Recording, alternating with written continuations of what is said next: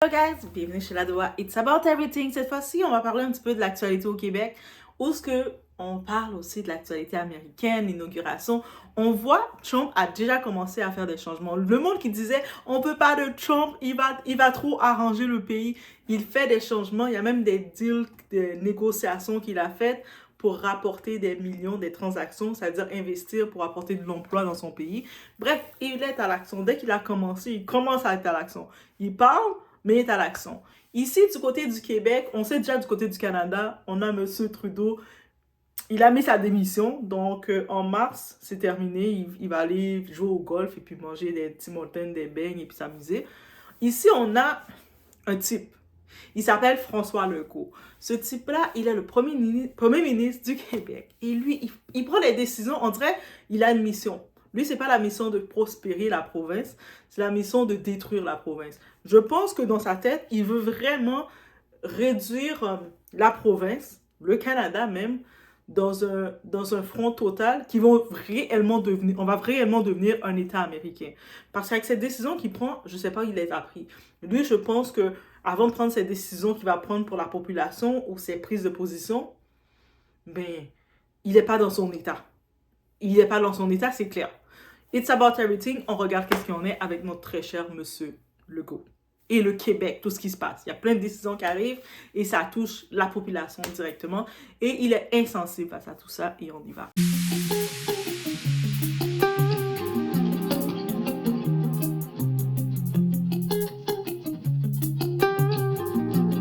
À Québec, le ministre de la Santé confirme que Santé Québec abolit présentement des postes, mais Alain, du même souffle, Christian Dubé soutient qu'il y aura aussi de l'affichage. Oui, mais il y en a actuellement de l'affichage, Julie, là, environ 300 postes, mais effectivement, on nous a confirmé, comme ça a été écrit dans la presse ce matin, qu'environ 500 postes qui seront abolis au nom de l'équilibre budgétaire. On parle, entre autres, d'infirmières auxiliaires, de gestionnaires, de postes vacants. Ce qu'on a besoin, c'est de modifier la structure, et on en a parlé pendant plus d'un an, c'est-à-dire avoir plus de monde les fins de semaine, de soir, que de jour, des gens qui sont moins utilisés, le ministre. C'est vrai qu'il y a des postes maintenant qui étaient vacants, qu'on va fermer parce qu'on n'a pas besoin de ces gens-là sur semaine. Mais on a besoin de plus de gens les fins de semaine. Il faut bénéficier de tous les changements qu'on a faits, comme avec les conventions collectives, comme avec la main-d'œuvre indépendante, puis là, donner le temps à Santé Québec de se réorganiser. Et l'objectif de récupérer 1,5 milliard de dollars d'ici le 31 mars, Alain, c'est toujours sur la table. Ben, ça a été très clair et ça fait des mois que le gouvernement l'a dit. On a un déficit de 11 milliards au Québec. On a demandé à tous les ministères et organismes de se serrer la ceinture. La santé ne fait pas exception. D'ailleurs, François Legault a répété en conférence de presse depuis Ottawa que les budgets en santé avaient augmenté de 50 % mais que les gens doivent retrouver l'équilibre budgétaire d'ici mars prochain. Écoutez. J'ai dit qu'il fallait minimiser l'impact sur les soins, puis je ne changerai pas d'idée là-dessus. J'ai été très transparent avec les Québécois. C'est incroyable qu'on n'exige pas d'avoir des états financiers mensuels d'une grande organisation qui dépasse 1 milliard par semaine. L'an dernier, un exemple de ça, là, rendu au mois de septembre, j'avais à peu près la moitié de l'année passée. J'avais aucune idée si les établissements respectaient leur budget. Ça n'arrivera plus. Une mission impossible, revenez dans le film. Ils ont réussi quand même. C'est pour ça qu'on est allé chercher ces gestionnaires. C'est une mission difficile, mais elle n'est pas impossible. Il y a quelqu'un qui a déjà dit, on verra. Merci, Alain. Donc déjà, on y va avec le côté de la santé, parce qu'il y a deux sujets. On y va avec le côté de la santé. Le côté de la santé, on sait que c'est compliqué. Les employés, ils ont besoin d'assistance, il n'y a pas assez, il y a une pénurie, parce que au Québec, contrairement au reste du Canada, ils veulent forcer le monde à rester dans le public, mais ils ne payent pas. Ils ne veulent pas sortir l'argent. Ils ont fait une affaire pour bloquer les agences où ce qui payaient un peu mieux. Donc, ils essayent de mettre des lois qui contraignent les gens dans la santé. Et puis, il y en a beaucoup même qui ont fini d'études dans la santé. Ils sont partis travailler en Ontario ou travailler ailleurs et ils voient la différence directe. Parce que Québec, au-delà de te taxer plus, dans le Canada, c'est la province qu'on te taxe le plus, mais il n'y a aucun bénéfice. Ou sinon, si dans le passé, il y avait eu des bénéfices sociaux, ça ne sert plus à rien. C'est-à-dire qu'on dit, ah, mais au moins, on a la santé gratuite.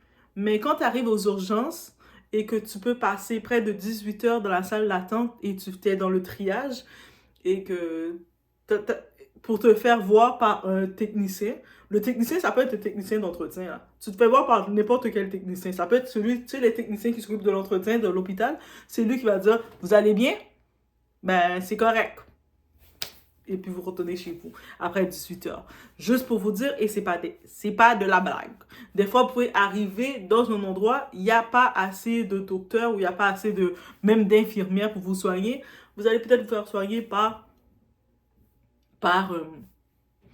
c'est le limite, on met, si on sait qu'il y a les infirmières qui sont aussi débordées, donc il y a les infirmières auxiliaires qui peuvent faire des vaccins, qui peuvent faire un petit peu plus de tâches, assister donc l'infirmière.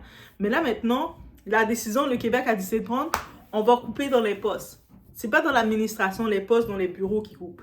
C'est dans les postes sur le plancher. C'est-à-dire que en faisant ça, ils veulent amener plus de monde à prendre les chiffres le soir. Je sais pas dans leur cerveau comment ils ont calculé.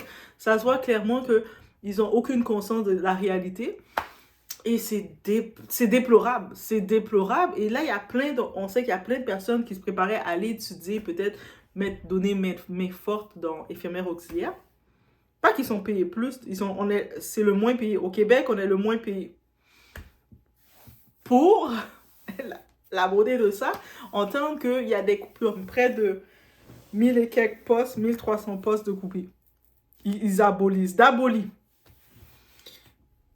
Ah, mais continuez d'étudier. Peut-être d'ici là, ils n'auraient pas le choix de vous garder. En plus, les études d'infirmières auxiliaires, c'est quand même cher dans la province, là. Donc, c'est... Je vais continuer d'étudier. Le monde va continuer d'étudier ce domaine-là pour ensuite se retrouver à devoir faire des chiffres bizarres pour payer déjà leur dette d'études. Bref, vous comprenez. Vous imaginez le tout. Et quand je regarde le tout, je me dis, est-ce qu'ils veulent saboter? Est-ce que le plan du côté du Québec, du Canada, le fait qu'ils ont entendu que les Américains ont l'intérêt de posséder le Canada, ils essaient de détruire le plus possible le Canada pour le laisser, pour que les Américains le prennent finalement. Les Américains vont dire, vous êtes tellement endettés, tellement incapables, on n'a pas le choix de vous prendre, de vous faire donner un État. Limite, je me dis, faites-nous devenir, surtout si on est sur l'administration actuelle, faites-nous devenir un État. Bref, I say what I say. Et puis, on écoute le tout, leur manque de réalité, je me dis, oh my God, c'est quand les élections commencent. Parce que non. C'est quand les élections commencent parce que c'est aberrant. Et ça, c'est dans le côté de la santé, qui ne va déjà pas bien. Ils prennent des décisions de renvoyer du monde. C'est déjà débordé. Il y a du monde déjà qui sont dans la santé, qui laissent tomber tellement que c'est trop compliqué. On les surcharge. Ils se retrouvent une infirmière pour 38 patients, des quotas impossibles à atteindre, et t'es pas plus payé. En plus, quand tu regardes l'infirmière du Québec avec une infirmière, mais par exemple, tu vas mettre de Ontario, tu vois une différence considérable de mode de vie. D'argent, là, économiquement, tu vois la différence et tu vois qu'ils le surchargent. Eux autres, ceux qui sont dans les bureaux, c'est comme, mais oui, on a besoin de vous, mais le monde sur place qui s'occupe des patients, on a aussi besoin d'eux. Actuellement, ils sont trop débordés. C'est-à-dire que si une infirmière commence son chiffre, et puis il n'y a plus personne qui rentre, mais elle se retrouve tout seule, elle s'en va. Moi, clairement, je me dirais que j'ai fini mon chiffre, je m'en vais. Mais techniquement, il y en a qui doivent rester faire de l'overtime, mais j'ai fini mon chiffre, j'ai fait mon 8 heures, bye. Mais en plus, qu'ils coupent des postes. Mais ça, c'est le côté de la santé. On a pu respirer sur le côté de la santé, de voir l'État. Attendez, il y a encore une autre meilleure nouvelle pour vous. Parce qu'il y a une décision qui vient d'arriver. On connaît tout Amazon. On y va ensemble, on regarde. Grosse nouvelle qui tombe à l'instant. Géant Amazon va quitter le Québec. C'est ce que Radio-Canada a appris de plusieurs sources, Chantal. Oui, alors Amazon qui l'aurait annoncé à ses partenaires de services de livraison dès ce matin. La CSN aussi, le syndicat, qui confirme avoir eu une annonce semblable ce matin au cours des dernières heures. Donc, la date de cessation des activités, ce qui circule actuellement, ce qu'on vient tout juste d'apprendre, ça serait le 8 février. Amazon ne parle plutôt d'ici les 2 prochains mois. Alors, selon nos informations, pourquoi est-ce qu'on prend cette décision maintenant? Peut-être que la syndicalisation des 250 employés de l'usine de Laval pourrait avoir joué. Amazon qui prétend le contraire. On ne parle pas de la syndicalisation pour expliquer la raison de cette fermeture, mais on sait qu'Amazon s'est longtemps battu en vain pour l'empêcher, cette syndicalisation-là. Amazon qui confirme néanmoins à Radio-Canada la fermeture de 7 sites et assure donc que ça n'a pas de lien avec le syndicat. L'entreprise, je le rappelle, emploie plus de 1800 personnes au Québec à temps plein et à temps partiel. Maintenant, qu'est-ce qui va arriver avec la livraison des colis? Peut-être que vous vous posez la question. On dit que ce serait un sous-traitant, Intelcom, qui prendrait le relais. Intelcom qui est déjà sous-traitant d'Amazon. Est-ce que maintenant, on peut s'attendre à des délais supplémentaires lorsqu'on va faire des commandes? Est-ce que, par exemple, on va commander, ça va provenir d'une autre usine, d'un autre site ailleurs au Canada? Parce que ceux-ci, jusqu'à présent, on sait qu'ils vont rester ouverts. Ça concerne cette annonce annonce-là, simplement les sites au Québec qui vont fermer. Alors tout ça, ça reste à voir. C'est une nouvelle de dernière heure. Ce sont des informations qui vont continuer d'entrer tout au long de la journée. Alors, il y a une porte-parole d'Amazon qui a déclaré qu'à la suite d'un récent examen des activités au Québec, on a constaté que le retour à un modèle de livraison par de la sous-traitance par un tiers, soutenu par des petites entreprises locales, semblable à ce qui avait été fait en 2020, mais ça va permettre d'offrir un service, tout de même, un excellent service, c'est ce qu'on dit ici dans la réaction d'Amazon, et de réaliser encore plus d'économies à nos clients à long terme. Donc voilà pour l'essentiel de la nouvelle, Marc-André. Bien entendu qu'on reste à l'affût des réactions et des nouveaux développements. Là, il y a plus de détails, bien entendu, qui vont sortir au cours des prochaines minutes, des prochaines heures. Amazon au Québec, 1800 emplois temps plein, temps partiel. Aussi qui sont touchés ce matin. Et il y a des centaines de sous-traitants aussi qui vont être touchés par cette annonce-là. Bon. Ouais. Donc, Amazon, division Québec, ils ont décidé, avec toutes les complications, l'administration, tout l'argent qu'ils sentent qu'ils perdent, rester à Québec. Ils disent, tu sais quoi? On n'a pas besoin d'eux, Québec. Tu sais, on investit au Québec, mais eux autres, ils sont compliqués. Cette province-là est compliquée avec leur... Ils sont sur le français, mais ils investissent pas vraiment pour le français. Ils ont des règles bizarres. Tu sais quoi? Ça nous sert à rien. On arrête notre investissement avec eux. 1800 personnes qui se retrouvent au chômage à l'instant même. Ils ferment leur division. Et il n'y a rien qu'on peut faire. Et puis on voit le gros zozo, là, on l'appelle Zozo. François Legault, on t'appelle Zozo maintenant. Le gros zozo du premier ministre, il voit, c'est à cause de ses règles, c'est à cause de ses lois, c'est à cause de ses...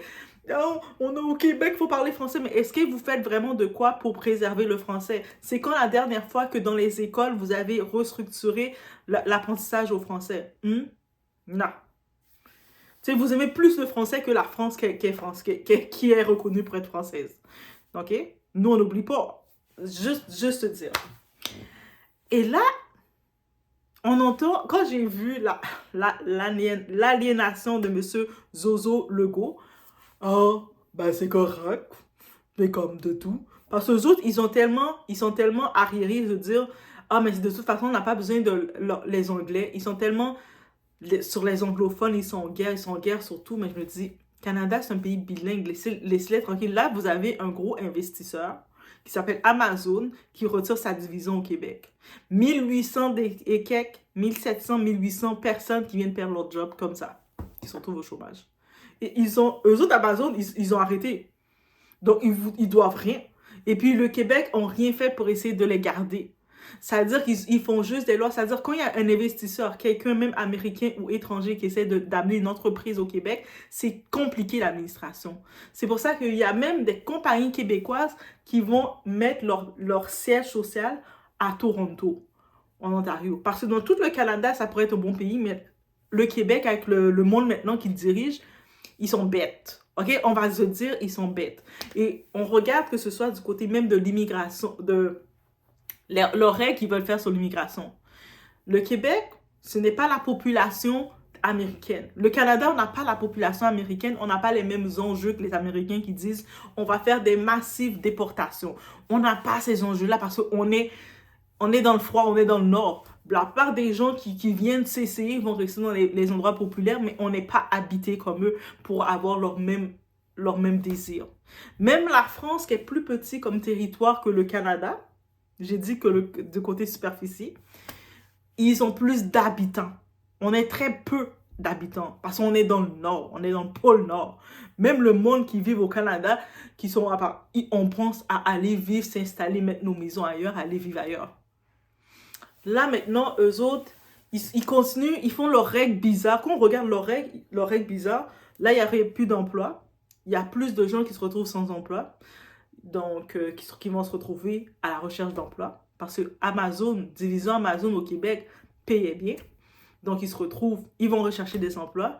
Déjà, il y avait des complications. Ils disent, oh, il y a quand même des pénuries d'emploi ou des complications d'emploi. Ils accusaient qui? Ah, mais c'est la faute des nouveaux arrivants, des immigrants, c'est eux autres qui prennent nos jobs. Et les nouveaux immigrants qu'ils ciblent, ce sont les étudiants qui, eux autres, ils ne peuvent pas faire plus que 20 heures par semaine et quelques.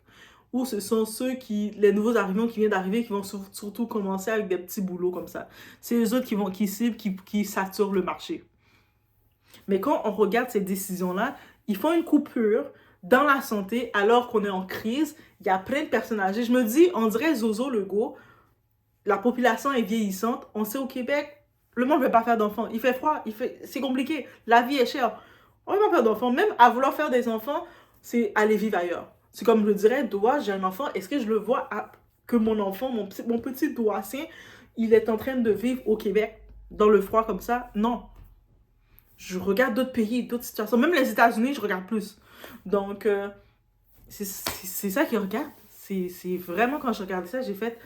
Mais eux autres même, ils font leurs décisions pour détruire la province. Après, ils vont venir parler de « Ah, on va faire aussi des déportations, on va faire ci, on chasse le monde. » Et puis récemment, ils ont commencé à chasser des Français. Oui, allô les Français, ça vous concerne. Ils ont chassé un couple, et juste imaginez, un couple de Français qui... Ils travaillaient, ils étaient des investisseurs parce qu'ils avaient créé leur entreprise, une boulangerie style française, très bon. Ah, vous savez, les Français, là, votre nourriture, elle est mieux. Nous, le Québec, on n'a pas de gastronomie, on le sait déjà. Donc, ils les ont chassés, ils ont trouvé une histoire dans leur dossier. Oh, il y a telle époque, le monsieur, le mari, il avait pas déclaré telle chose. Donc, ils se sont retrouvés, ce couple-là, pendant des années qu'ils ont fait vivre l'économie, travailler comme des entrepreneurs dans leur commerce, qu'ils ont investi, à devoir tout vendre et retourner en France. Donc, vous chassez cette personne qui est migrante dans votre état. Et puis ensuite, vous faites des coupures dans la santé alors qu'on a la santé, il y a des attentes de plus de 20 heures. Tu arrives aux urgences avec une santé gratuite. Finalement, tu es obligé d'aller au privé. Si tu es vraiment malade, tu as un bien-être, tu n'as pas le choix d'aller au privé parce que... tu restes là comme ça, tu es malade et puis tu vas aller où? Bref. Et en parlant du Québec, mon accent québécois est revenu. Je dois le retirer. C'est pour ça la France, adoptez-moi. France, Portugal, Sénégal. Adoptez-moi. Quelques mois, je suis là, adoptez-moi. Venez m'adopter, offrez-moi des partenariats. Dites-moi, toi, viens nous rejoindre, nous scouter. Viens nous rejoindre, on t'adopte. Parce que quand je regarde comment c'est l'état de crise, je me dis, oh my God. Oh my God. Mais si. Mais qu'est-ce qu'ils font? Et puis c'est pour ça que je m'intéresse plus à tout ce qui se passe ailleurs dans le monde, que quand je regarde les actualités du Québec, ça m'énerve. Je suis obligée de m'intéresser à tout ce qui se passe. Je regarde les États-Unis, je regarde Trump, je suis comme, mais mon frère, papa, Trump, j'ai envie de l'appeler papa limite, adopte-moi. Je regarde, mais sauf la France avec Macron, vous savez... les Français, excepté, malgré que vous avez Macron, vous avez quand même la gastronomie. Les Français, on va vous donner ça. Vous avez la gastronomie, votre nourriture. Vous compensez que vous pouvez manger votre bon fromage, vos bons fruits frais, votre bonne nourriture, vos bonnes petites pâtisseries. Donc, je pense que vous pouvez un petit peu compenser. Nous, on n'a pas tout ça. Même aller acheter un vin, c'est le gouvernement qui vend le vin. Et il taxe. Il met son prix. Et acheter. Bref, guys, c'est ça que je voulais dire, mon actualité du Québec. Et oh my God, c'est pour ça que je ne fais pas d'actualité sur le Québec. C'est énervant. Les décisions qu'ils font quand je regarde, c'est pas que je les suis pas, mais c'est juste énervant. C'est plus plaisant de regarder quand Trump il est en train de tacler quelqu'un d'autre. Je trouve ça plus drôle. Même Macron, je le trouve limite. Eh oui, vous allez me dire, mais Macron, je le trouve limite attachant. Mais Zozo Legault, là, ça va pas du tout. Ça va pas. Me dit, Trudeau, Zozo Legault aurait dû faire ta démission avant Trudeau. Il aurait dû dire, ah là, moi, je fais ma démission. Parce qu'il est un problème. Moi, je me dis, c'est lui qui est le problème du Canada. C'est la province du Québec, avec leurs décisions, leur administration, ils sont le problème qui empêche le Canada d'évoluer correctement. Je pense que si le Québec décide de comprendre qu'ils font partie du Canada, life will be better. La vie serait mieux. I see what I say. Parce que oui, au Québec, quand tu arrives, il y a des touristes. Déjà, ça coûte cher comme touriste de venir visiter le Québec. Oui, vous dites, vous allez au Québec, vous allez au Canada, ça coûte cher. Vous allez dire, ah, c'est cher. En plus, c'est pas comme si c'est facile, même si vous êtes, oh, je vais venir au Canada, je vais visiter Vancouver et puis ensuite, je vais aller à Toronto. C'est trop cher. Tu vas payer presque 500 et quelques dollars de vol pour aller d'un pays, d'une ville à une autre, d'un état, d'une province. Je vous dis, c'est moins cher de prévoir de faire 2 semaines, par exemple, du Québec pour aller à Vancouver. Ça me viendrait au même budget de faire 3 mois et de visiter l'Europe. Et oui, je vous le dis, Donc, voilà, sur ce, c'était mon actualité du Québec. Ça m'a tellement énervé. J'allais faire, tant qu'à faire 2-3 vidéos, j'ai mis les deux sujets ensemble. J'ai dit, mais regardez, là, quand vous vous plaignez de Macron, vous vous plaignez de ci, de ça, mais regardez au Québec, qu'est-ce qu'on vit. Est-ce que vous comprenez? Est-ce que vous voyez? Donc, on a besoin aussi de sympathie. On a besoin de sympathie, c'est pas facile. Je vous laisse sur ce, on se voit au prochain vidéo. On va tout de suite aller parler à Caroline Senneville, la présidente de la CSL. Mme Senneville, bonjour. Bonjour. Est-ce que vous vous êtes mis un doigt dans l'œil? On se met jamais droit dans l'œil quand on se fait respecter les droits. Puis si n'importe quelle entreprise, là, je veux dire, notre argent est bon au Québec, ben nos lois du travail puis nos lois en général sont bonnes. Le droit de se syndiquer, c'est protégé par la Charte canadienne. Alors voilà. Puis c'est quoi l'alternative? L'alternative, c'est ferme ta gueule, blesse-toi au travail puis gagne 8 $ de moins que dans les autres entrepôts. Sinon, on ferme la shop. Hey, ça, c'est du chantage. C'est inacceptable. Ah, c'est pas du chantage, c'est fermé, là. Oui, mais je veux dire, c'est le message que ça envoie. C'est comme, c'est de dire, mais là, si vous êtes pas fait, si vous faites pas ce qu'on veut, on va vous couper vos droits. Alors, je regrette, mais vraiment, la seule chose pire que la décision d'Amazon ce matin, c'est la déclaration du premier ministre. Il y a plusieurs milliers de Québécois, Québécoises qui perdent leur emploi. Ils répondent, puis je vais être poli, par une boutade. C'est vraiment déplorable. Et je vous rappelle que le tribunal administratif du travail, là, un organe du gouvernement québécois, a déclaré Amazon coupable d'entrave à des activités syndicales. Ils ont plaidé coupable. Alors, voilà. C'est pas vrai que le modèle d'affaires des Québécois, ça doit être, venez ici, notre main-d'œuvre est docile et notre main-d'œuvre est à peu de coûts, comme on faisait dans les années 40 et 50. Donc on a vous êtes d'accord des à dire... enjeux importants en santé et sécurité du travail chez Amazon. Et ces gens-là méritent mieux que ce qui leur arrive et ils méritaient mieux que les conditions d'Amazon. Donc vous êtes d'accord que parce que là, la résultante, c'est que les Québécois vont acheter autant sur Amazon, mais vont être desservis par ailleurs. C'est soit un centre en Ontario ou ailleurs. À suivre, hein, la nouvelle est tombée ce matin. On verra juridiquement c'est quoi le lien entre Amazon et ses sous-traitants. Après ça, une fois qu'on a dit ça, ben, des sous-traitants, on en a des entrepôts syndiqués au Québec. Là. Quand vous commandez chez Pharmacie, quand vous allez chez Jean Coutu, là, puis vous achetez des trucs, là, ben, c'est tous des entrepôts syndiqués, ça. Quand vous allez chez Métro, c'est la même affaire. Donc, je dirais que faudra, nous, on va bien sûr accompagner les travailleurs d'Amazon qui sont syndiqués chez nous pour la suite des choses. On va voir juridiquement ce qu'il est capable de faire, mais c'est hors de question qu'on dise, qu'on plie les chines, puis qu'on dise, ah ben là, si les patrons veulent pas nous respecter notre droit à nous syndiquer, ben on le fera pas d'abord parce que ça vous fait de la peine. Là. Non. Les Québécois, je ne dis pas qu'ils admirent Amazon, mais sont quand même impressionnés là, par l'efficacité. Tu commandes sur ton cell, le lendemain, c'est sur ton perron.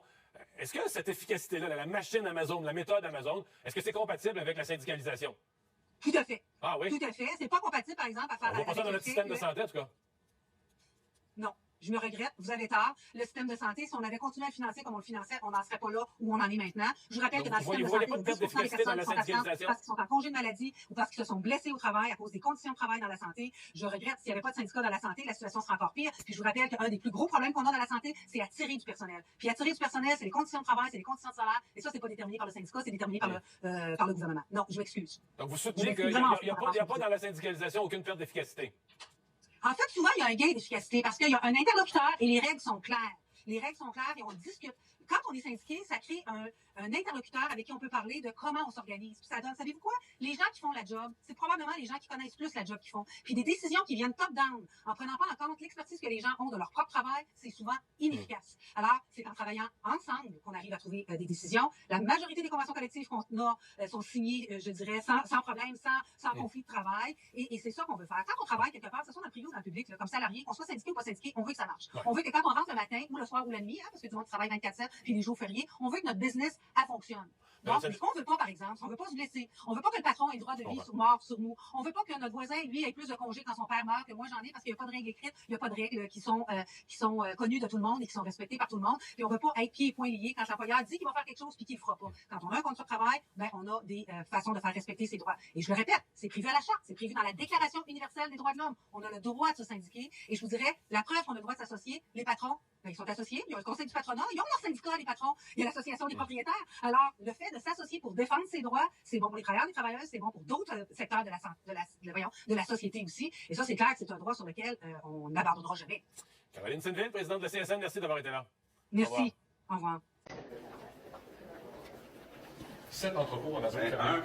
Le Canadien a encore gagné. Oui, ça, je sais. Deux, je n'ai pas bu d'orange ce matin. Pas de jus d'orange.